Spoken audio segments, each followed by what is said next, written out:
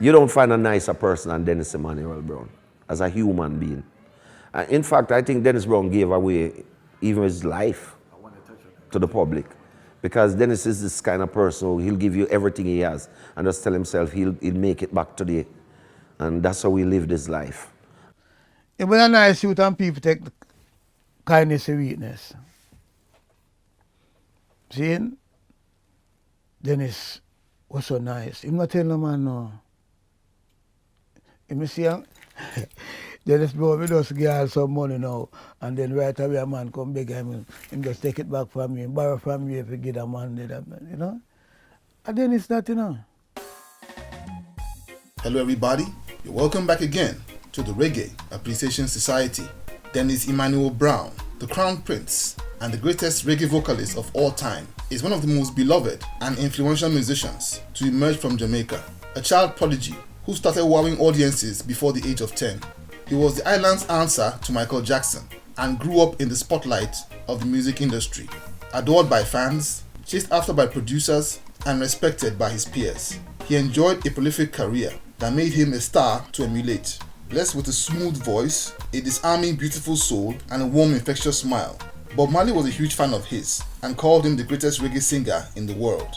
It's been said that the world loved Bob Marley, but Jamaica loved Dennis Brown.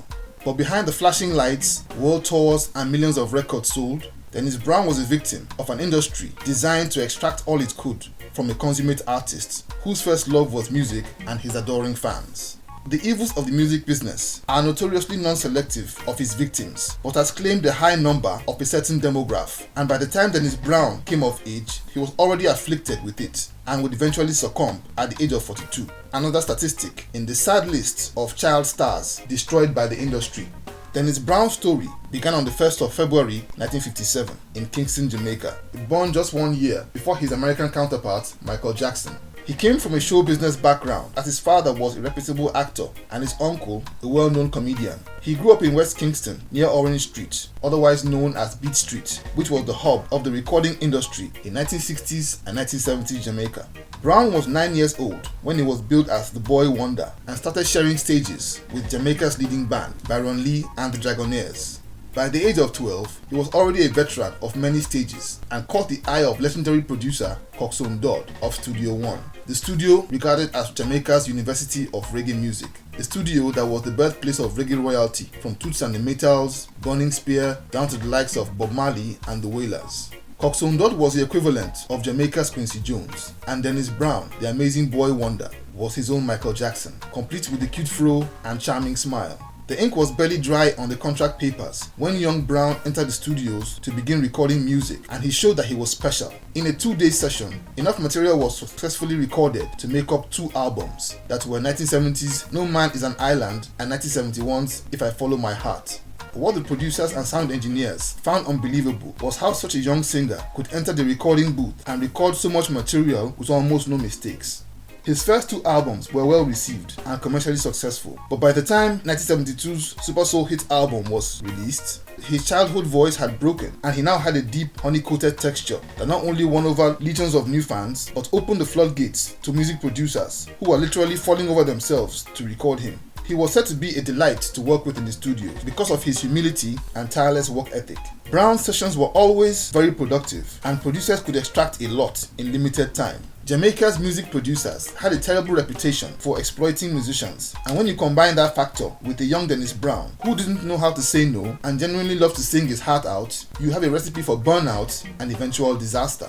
At Brown's peak, he was recording a superhuman tally of 6 albums per year. To add to an already amazing feat, the quality of music was stunning and the fans couldn't get enough of him. He broke the Jamaican record for most #1 singles and eventually cranked out an incredible 80 albums in his career.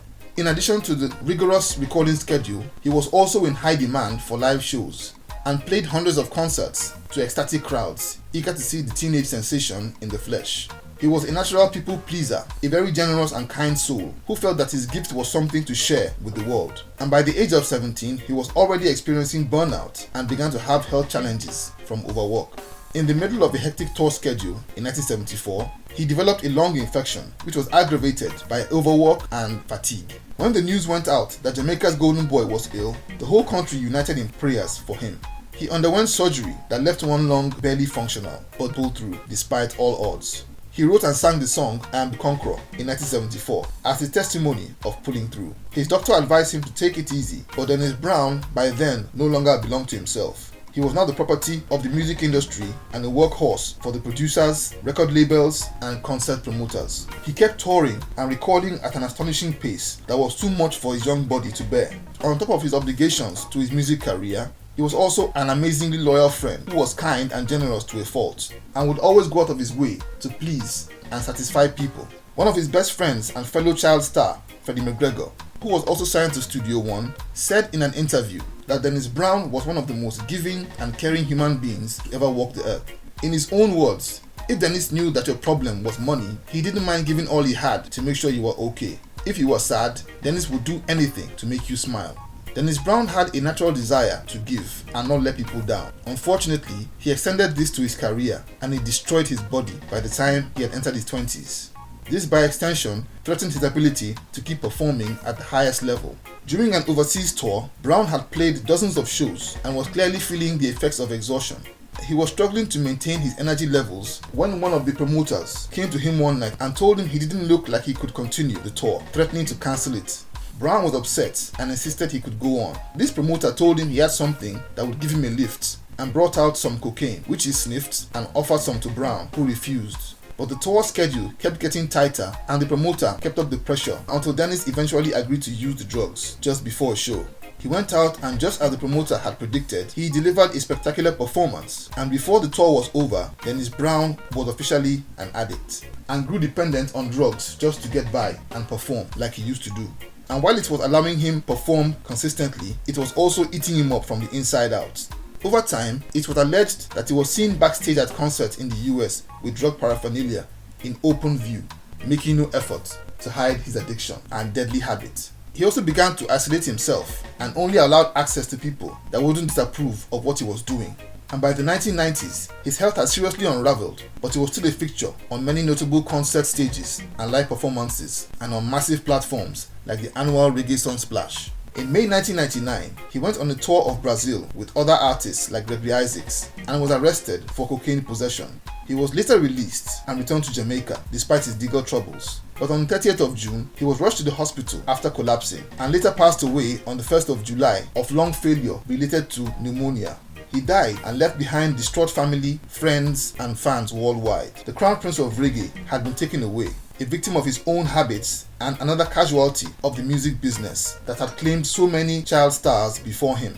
Dennis Emmanuel Brown lived and died doing what he loved best, a humble and hard-working man that, minus his shortcomings, was the epitome of what an artist was supposed to be like. Maybe if he had gotten better guidance when he was younger, he might have avoided the pitfalls that eventually took him down.